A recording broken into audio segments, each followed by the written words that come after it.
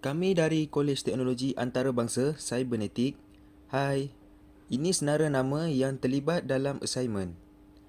Antaranya Ahmad Syazwan, Muhammad Akmal, Nur Muhammad, Muhammad Fakrullah, Muhammad Syafiqal. Nama lecturer kami ialah Miss Nurul Aiman. Okey. Kami ingin bahaskan tentang konsep gelagat pengguna Islam. Assalamualaikum warahmatullahi wabarakatuh.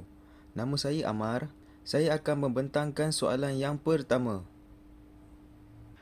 Mengenal pasti gelagat pengguna di seluruh dunia dengan mengambil contoh negara-negara. Okey, saya akan membuat perbandingan antara Malaysia dan Mesir. Dari segi ekonomi Malaysia, syarikat minyak terpaksa berdepan dengan kerugian. Syarikat minyak mendapat kesan yang sangat dalam kerana harus mengikut SOP yang ditetapkan, iaitu menutup stesen minyak selepas pukul 8 malam supaya tiada orang yang masih keluar untuk menggunakan stesen minyak tersebut. Memberi kesan kepada pendapatan negara. Okey, pendapatan negara sangat terkesan dan memberikan kesan buruk kepada pengguna, iaitu tidak dapat menjual beli, tidak dapat meneruskan perniagaan, tidak dapat bekerja. Rakyat Malaysia dapat menggunakan manfaat dari penurunan harga minyak. Dalam keadaan sedih, semasa COVID-19, kerajaan terpaksa menurunkan harga minyak. Rata-rata pengguna yang menggunakan stesen minyak berasa bersyukur kerana dapat mengurangkan beban yang ditanggung, selain itu dapat berjimat. Harga minyak RON 97 diturunkan sebanyak RM1.55 seliter, harga yang terendah pernah didagangkan oleh Malaysia. Okey, pengguna merasakan gembira kerana dapat menggunakan RON 97. Kerana jarang pengguna menggunakan RON 97 kerana harga sangat tinggi seliter. Gelagat pengguna di pasaraya. Sebagai pengguna, haruslah patuh pada SOP yang ditetapkan. Rata-rata rakyat Malaysia patuh pada SOP yang ditetapkan oleh kerajaan Malaysia dengan memakai mask dan membawa hand sanitizer sendiri. Segelintir rakyat Malaysia tidak mengendahkan dan risau akan kehabisan stok makanan jika COVID-19 makin panjang dan berterusan. Menimbulkan rasa cemas pada pengguna kerana takut akan habis bekalan makanan yang tidak mencukupi. Tetapi kerajaan telah memberitahu kerana kerajaan telah membuat persiapan awal dengan menyediakan stok yang mencukupi untuk rakyat di Malaysia. Menyediakan hand sanitizer untuk pengguna. Okey. Pihak pasaraya mengambil langkah berjaga-jaga untuk memutuskan rantaian COVID-19, seperti pengguna harus memakai mask untuk memasuk ke sebuah pasaraya dan suhu tidak boleh melebihi 37.5 dan membawa hand sanitizer sendiri bagi memudahkan kita. Gelagat pengguna di hospital. Segelintir rakyat mengambil kesempatan dengan mencuri untuk kepentingannya sendiri. Okey, menyusahkan pihak di hospital kerana kekurangan hand sanitizer dan mask. Jumlah yang dicuri agak banyak dan mengundang kemarahan pengguna di hospital tersebut. Okey, rata-rata netizen tidak berpuas hati dan marah kerana sikap macam ini menyusahkan pekerja di hospital kerana kekurangan barang keperluan untuk digunakan seperti mask dan hand sanitizer. Dan rata-rata netizen merasa marah dan banyak kecaman yang dilemparkan kepada si pelaku tersebut. Segelintir pengguna ada yang menyebarkan video suasana di hospital semasa COVID-19. Okey, kerajaan telah mengeluarkan surat larangan merakam atau menyebarkan video supaya tidak membuatkan rakyat semakin risau atau menjadi semakin panik. Ini saya sertakan gambar dan surat larangan tersebut. Gelagat pengguna di Mesir. Sikap gelagat pengguna di Mesir. Rakyat di Mesir tidak suka akan kedatangan pelajar dari negara luar semasa pandemik COVID-19. Okey, ada segelintir rakyat Mesir mencemuh rakyat Malaysia kerana menuduh pembawa wabak COVID-19 ke negara mereka dan menuduh menyebarkan virus tersebut. Segelintir rakyat Mesir di kawasan perkampungan tidak ambil peduli tentang wabak tersebut. Okey, dalam video ini ada yang berlari-lari, ada yang bersembang dan tidak ambil peduli dan takut dengan virus tersebut. Polis di Mesir hanya membuat sekatan dan rondaan di kawasan sepadan negeri sahaja. Okey, tidak mengambil serius di kawasan pedalaman, kawasan perkampungan kerana tidak ada sebarang rondaan dan sekatan jalan raya yang dibuat semasa tersebarnya virus itu. Rata-rata rakyat Mesir tidak patuh pada SOP yang dijalankan kerana rakyat Mesir menganggap wabak tersebut dapat dicegah dan tiada sebarang tanda kerisauan pada mereka. Syarikat-syarikat di Mesir. Beberapa syarikat di Mesir muflis kerana terkesan dengan wabak COVID-19. Okey. Syarikat tersebut muflis akibat pandemik COVID-19. Ramai rakyat Mesir hilang punca rezeki kerana diberhentikan kerja dan tidak dapat untuk menyara keluarganya. Syarikat penerbangan terpaksa ditutup dan menyekat warga China untuk memasuki negara tersebut. Okey, segala sektor pelancongan atau kemasukan warga asing ditutup kerana kerajaan Arab Saudi mengambil langkah awal untuk mencegah dari merebak virus tersebut. Pelagat pengguna di pasaraya. Rata-rata di pasaraya ramai yang tidak mengikut SOP. Okey, tiada penjarakan sosial di dalam pasaraya tersebut. Rasakan perkara ini hanya biasa sahaja dan tiada apa-apa tindakan yang diambil oleh rakyat Mesir tersebut. Okey, dan di pasaraya tersebut, pekerja memakai mask. Okey, tetapi pihak pasaraya amat mementingkan pekerja mengikut SOP untuk memakai mask sebagai keselamatan dan berjaga-jaga supaya pekerjanya selamat. Hai, Assalamualaikum warahmatullahi taala wabarakatuh. Nama saya Nur Muhammad bin Mazri. Hari ini saya nak membincangkan tentang soalan nombor 2, membezakan konsep gelagat pengguna dari sudut konvensional dan Islam. Dan juga saya nak menerangkan tentang definisi falsafah kepenggunaan dan konsep kepenggunaan dalam Islam. Dan juga prinsip-prinsip kepenggunaan. Definisi falsafah kepenggunaan dan konsep kepenggunaan dalam Islam. Definisi kepenggunaan dari segi bahasa. Guna atau pakai menurut Hala Hansen 1989. Manakala dari segi istilah menurut orang barat, David W. Peirce 1980, perlakuan mengguna barangan dan perkhidmatan bagi memenuhi keperluan semasa. Manakala menurut Donald W. Moffat mendefinisikan bahawa kepenggunaan itu bermaksud penggunaan barang dan perkhidmatan yang dapat memuaskan kehendak-kehendak pengguna. Hasil daripada penggunaan melahirkan nilai faedah dan utiliti. Falsafah kepenggunaan dalam Islam ada 4. Yang pertama, kemaslahatan. Yang kedua, amanah. Yang ketiga, pengabdian. Dan yang keempat, pemilikan. Yang pertama, kemaslahatan. Kemaslahatan bermaksud maslahah, yakni keperluan. Menurut Imam Ghazali, maslahah ialah sesuatu yang kita tarik kebaikan dan menolak kemudaratan. Manakala menurut Imam Al-Shatibi, terdapat 5 perkara yang paling asas yang mesti dijaga oleh setiap individu, iaitu nyawa, agama, akal, harta dan juga keturunan.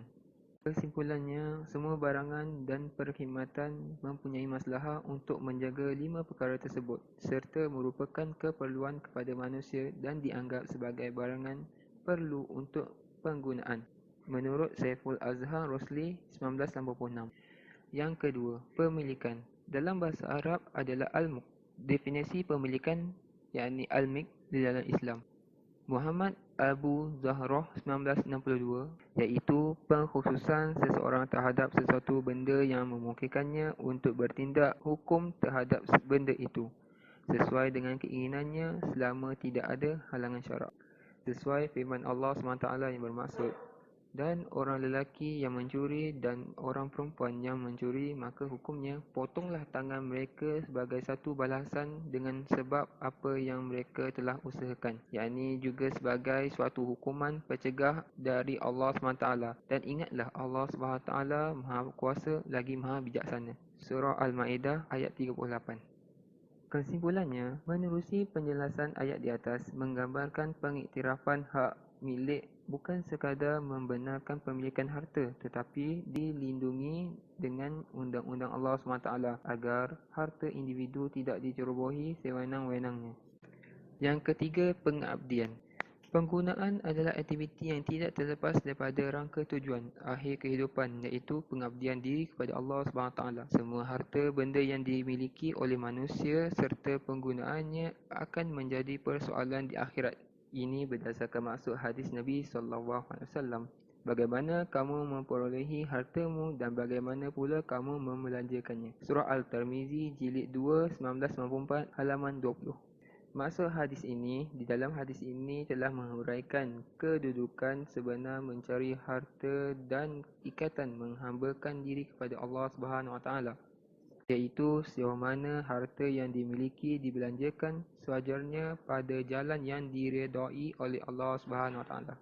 Kesimpulannya, ini bererti pada hari akhirat kelak semua pengguna Muslim akan ditanya mengenai punca pendapatan, zat barangan dan pendapatan yang diperolehi sama ada berpunca dari sumber yang halal atau haram, di samping hala tuju perbelanjaan penggunaan tersebut digunakan benar-benar menepati keredaan Allah SWT.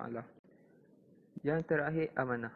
Penggunaan adalah amanah Allah SWT, maka gelagat pengguna terbentuk dengan baik serta dapat mengawal kehendak yang tidak terbatas secara terpimpin berasaskan peraturan dan kawalan syarak. Hal ini bertujuan agar manusia dapat mengawal sifat dan sikap kehendak yang tidak terbatas berpaksikan kepada peraturan yang telah ditetapkan oleh Allah SWT. Sebarang penyelewengan penggunaan adalah menyalahi kehendak ilahi sebagai pemilik harta dan sumber-sumber yang dibekalkan kepadanya. Dalil ayat Al-Quran, firman Allah SWT yang bermaksud, dan ingatlah bagi Allah SWT jualah kuasa pemerintah langit dan bumi, segala yang ada di antara keduanya. Ia menciptakan apa jua yang dikehendakinya. Dan ingatlah Allah SWT Maha Kuasa atas setiap sesuatu. Selain itu, prinsip-prinsip kepenggunaan terbahagi kepada 5 bahagian, iaitu yang pertama, kebenaran atau hak.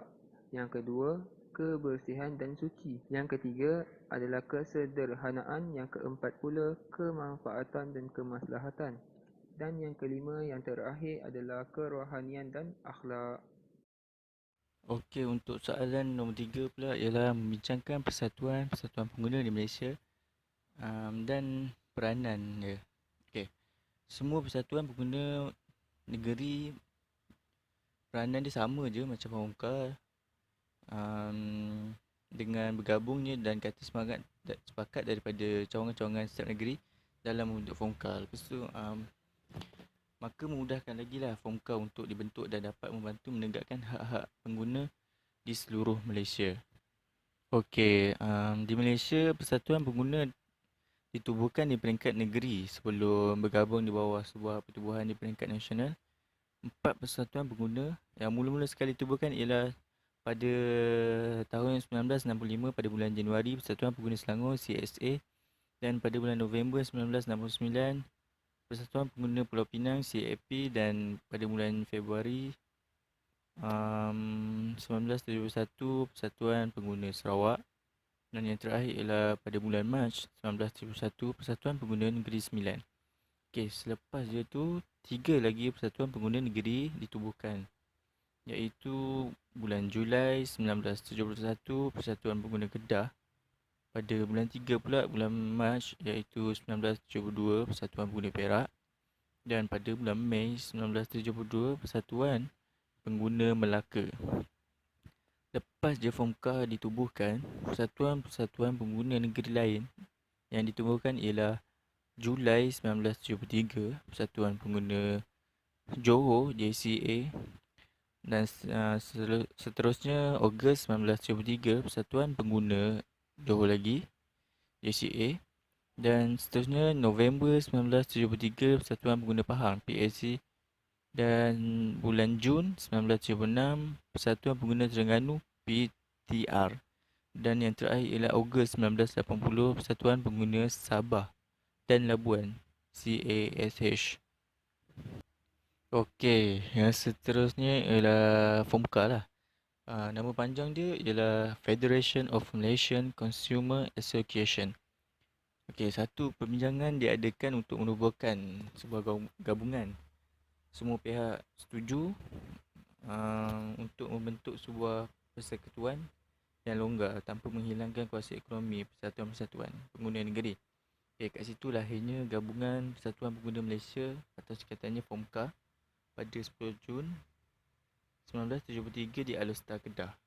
FOMCA ni ditubuhkan, FOMCA menubuhkan sebuah pusat sumber badan bukan kerajaan, iaitu NGO pada tahun 1992 sebagai titik permulaan untuk mengumpul dan menyebarkan maklumat mengenai badan bukan kerajaan yang terlibat dalam kerja-kerja pembangunan.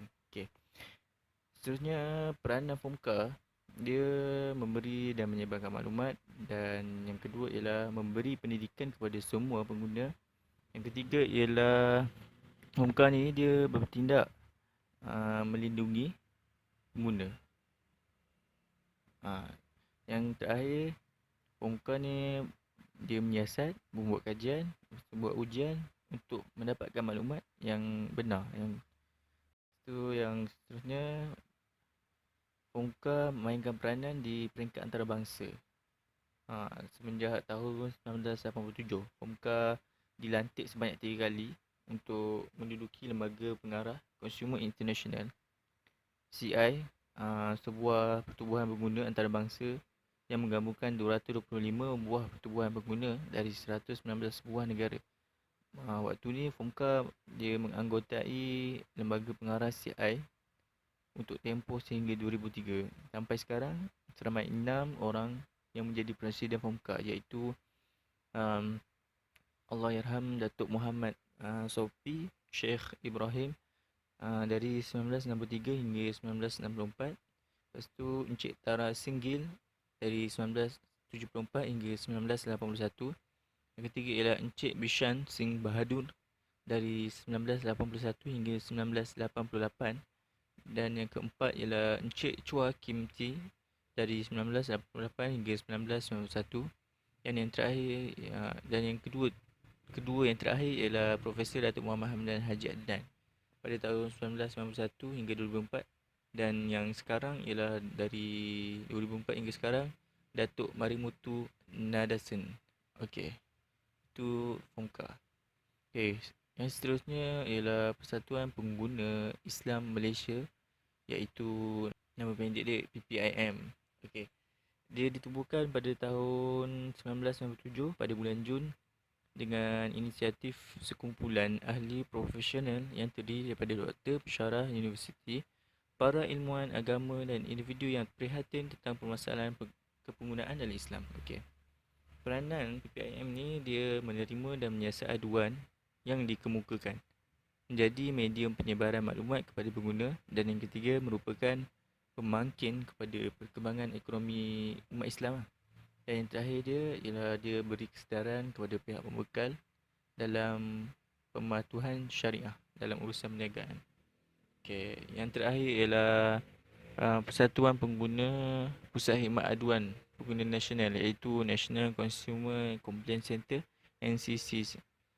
Telah dirasmikan oleh Yang Berhormat Datuk Haji Muhammad Syafiee Abdal, iaitu Menteri Perdagangan Dalam Negeri dan Hal Ehwal Pengguna, pada 13 Julai 2004. NCC ditubuhkan di atas inisiatif bersama Persatuan Penyelidikan dan Penyelidikan Pengguna Malaysia dan Persatuan Pengguna Selangor dan Wilayah Persekutuan. Lepas tu Kementerian Perdagangan Dalam Negeri dan Hal Ehwal Pengguna. Okey, peranan NCC ni ialah dia merupakan pusat aduan untuk membantu pengguna selesaikan masalah dan aduan mereka. Lepas tu yang kedua ialah menjadi pengantara mempertemukan pengguna dan peniaga untuk menyelesaikan pertikaian. Dan yang terakhir, dia wujud kerana didapati bahawa pengguna menghadapi masalah untuk mencari badan penyelesaian masalah yang sesuai dengan masalah mereka. Okey, itu saja persatuan-persatuan dan peranan yang kami cari. Sekian, terima kasih. Assalamualaikum. Okey, itu sahaja yang kami dapat bahaskan. Jika ada salah kata atau terkasar bahasa, ampun maaf dari kami. Okey, sekian. Terima kasih.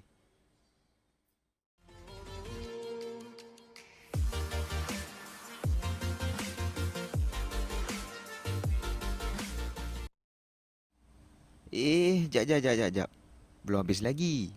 Kami ingin mengucapkan ribuan terima kasih kepada frontliners yang membantu semasa PKP. Okey, see ya. Dia bagai seorang pahlawan, menjadi pembela pada segala upaya. Dengan ketangkasan langkah pergerakannya, menewaskan musuh